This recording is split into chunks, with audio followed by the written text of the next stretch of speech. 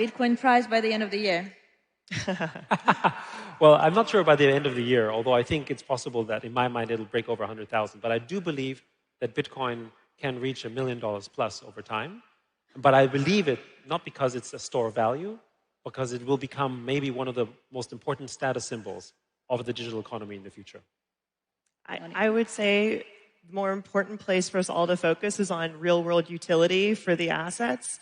And that's what's going to drive long-term value and stability and liquidity for all the assets in crypto. But I will say, like, for Brazil, this is a place where we are seeing really ripe ground for that kind of development. You have a government that has embraced and given clarity around virtual assets. You have a vibrant developer community, and you have traditional finance banks like Itaú embracing it. So that's the mixture of the right breeding ground for crypto.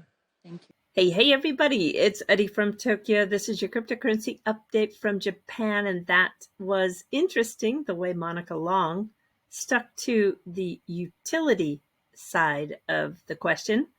Yeah, I'm a huge fan of Yat Siu. He is the co-founder and chairman of Animoca Brands, arguably the most successful game software company based in Hong Kong. I respect the ethos of digital property rights, and he believes in that to the consumers and users of his product. They've made over 400 Web3 investments in some real standout teams like Polygon, Fireblocks, and OpenSea, just to name a few. Well, anyway, we're going to hear one more time from Monica Long in a quick 40-second clip, but let's take a look at the market. We're still off, down 2.69%, and in the top 100 by market cap, on average, everything is off 2 to 6% over the last 24 hours. Bitcoin is just around 61,000. It's holding at that level, which is good. And I think everybody is just waiting to see the results, which isn't going to happen immediately following the halving. But I think everybody is really seriously at the edge of their seat, waiting for that impact to take place. In this video, we're going to hear some quick details about the stablecoin bill, and I'm going to share my thoughts about Tether. Thank goodness the weather is back to sunny in Dubai for Token 2049. Some commentary coming from NVIDIA's CEO that really, just shook me because it's so profound. I want to share it with you. But first, let's hear from Monica Long, the president of Ripple, just one more time. So at Ripple, we have focused our entire business all along on institutions. So we've been at it for many years, working with primarily banks and other types of payment companies around the world to use blockchain as a layer or a new infrastructure to make global money movement a lot more efficient. And we certainly have noticed in the past few quarters here a much stronger lean-in from banks around the world in markets where the government has provided clarity of how to regulate crypto assets, like here in Brazil. There's certainly a much stronger liftoff, Hong Kong be another key market in that regard. I want to jump to the clip now of NVIDIA's CEO Huang, who has a fascinating childhood. He was born in Taiwan, moved to Thailand at the age of 5, and then at the age of 9, he was sent to Tacoma, Washington. His uncle then sent him to Kentucky, where the uncle thought it was a prestigious boys' boarding school, turned out to be a Baptist Reform Academy, but he returned to the Pacific Northwest, settled in Oregon for high school, graduated at the age of 16, went on to earn his degree at Oregon State University in 1984, and then a master's in electrical engineering at Stanford. Just a year after that, he and 2 of his electrical engineer buddies founded NVIDIA, and now he has been at the helm ever since. Listen carefully. I think what he says is very important. I want to talk about education. So today, knowing what you know, seeing what you see, and being at the cutting edge of this technology, what should people focus on when it comes to education? What should they learn? How should they educate their kids and their societies? Well, excellent question. I'm going to say something, and it's going to sound completely opposite of what people feel.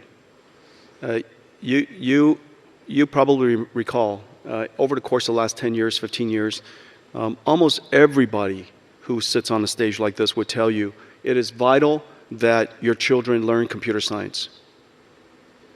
Everybody should learn how to program. And in fact, it's almost exactly the opposite. It is our job to create computing technology such that nobody has to program. And that the programming language is human. Everybody in the world is now a programmer. This is the miracle. This is the miracle of artificial intelligence. For the very first time, we have closed the gap. The technology divide has been completely closed. And it's the reason why so many people can engage artificial intelligence. It is the reason why every single government, every single industrial conference, every single company is talking about artificial intelligence today. Because for the very first time, you can imagine everybody in your company being a technologist. And so this is a tremendous time for all of you to realize that the technology divide has been closed. Or another way to say it, the technology leadership of other countries has now been reset. The countries, the people that understand how to solve a domain problem in digital biology or in education of young people or in manufacturing or in farming, those people who understand domain expertise now can utilize technology that is readily available to you. You now have a computer that will do what you tell it to do, to help automate your work, to amplify your productivity, to make you more efficient. And so I think that this is just a tremendous time. The impact, of course, is great, and your imperative to activate and take advantage of the technology is absolutely immediate. And also to realize that to engage AI is a lot easier now than at any time in the history of computing. It is vital that we upskill everyone, and the upskilling process, I believe, will be delightful, surprising, to realize that this computer can perform all these things that you're instructing it to do and doing it so easily. I'm going to now jump to that clip with the two senators who are introducing this stablecoin bill, and everyone says the elephant in the room is Tether. Let me explain why it exists at the pleasure of the banking system. So with more than its 1 billion market value, it is by far the largest stablecoin in the world. It has currently 5 banking partners. None of them, however, possess a master account at the Federal Reserve. That means it must use a correspondent banking system to move Tether US dollars across the financial system.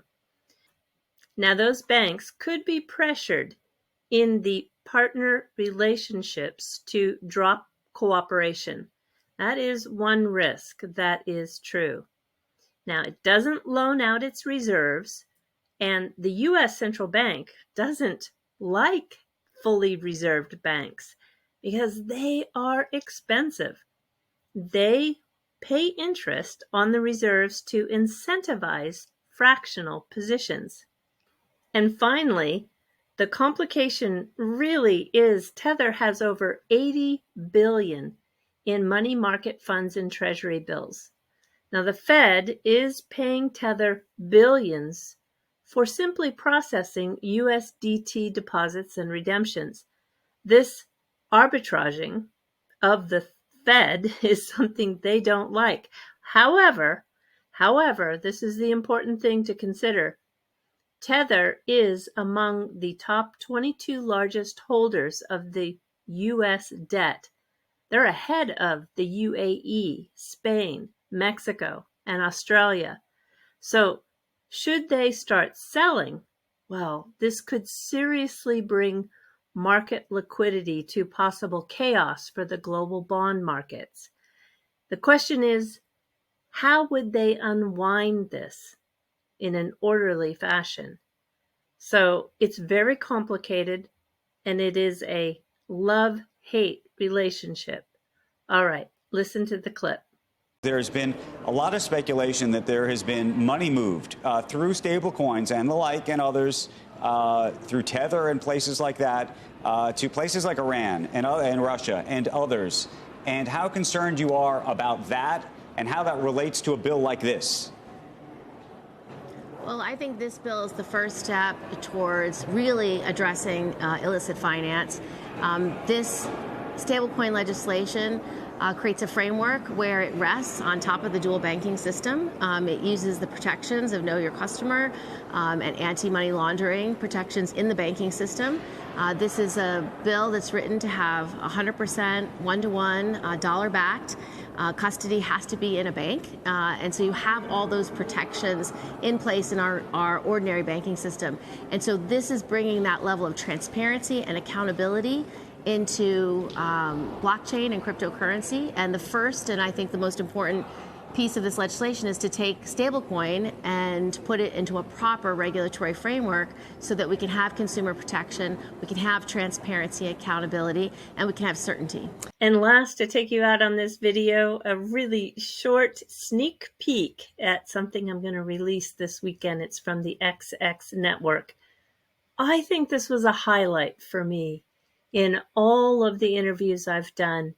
There's only a handful of cryptographers working in the world that are in blockchain, and I was able to speak to one of them for over an hour. I can't wait to share this interview with you, and here is a little bit of a surprise part of that interview. Please enjoy and look forward to the full-length video being released this weekend on my channel. Until next time, do take care. Sayonara for now. Bye-bye. So my name is Mario. I'm a cryptographer. I worked with David Schaum for years and years. I'm here to talk a bit more about the XX network. David hired me straight out of college. So I presented my master thesis. I am literally in Portugal. I'm getting a haircut. I get an email from David Schaum saying, "Can you talk this week?" And I'm like, oh my God, David Schaum, one of the guys I studied in my syllabus, like the cryptography classes, why is he emailing me, right? And basically, he just hired me on that call. He wants to bring privacy to everyone. If you see David, since the 80s, has been very loyal to his view that everyone should have access to a way of communicating privately. And even today, what he wants is, oh, anyone should be able to send a message for free privately when we won't know what the people is like sending. We want to protect people's privacy. We open source everything and we publish everything. So we have a couple of papers that describe what we've achieved. Everything that isn't published yet is because I'm quite busy. So there's a big backlog of stuff that I'm trying to clear. But everything we do is published and open source. We've worked closely with some banks, for example, on how to help retail CBDC have privacy. We worked very closely. And for example, that was very funny because everyone was always like, no, there will never be a private CBDC. But then David and I did that with BIS. And all of a sudden they were like, wait a minute. It means that some people are actually receptive to these notions of privacy. And it's like, absolutely, they are. 100%, yes, 100%. So this one, we were involved with the Bank for International Settlements, with the BIS. We did a cash-like CBDC with privacy, and that was very interesting. They loved it. Other people really liked the idea. David and I are actually working on the version 2 of that. So we have a little improvement to that design. But some conversations I've been having with central banks, that there is a crucial need for privacy. You will see that more and more. If you care about privacy, you should take a look at what we're doing. That would be the starting point. We take security very seriously as well. So the research that we've been doing, especially on some of the post-quantum cryptography, is state of the art. So we have algorithms that are completely unbeaten by other projects that are claiming to do like post-quantum crypto. We are very strong. At the end of the day, we have who's called the godfather of cryptography.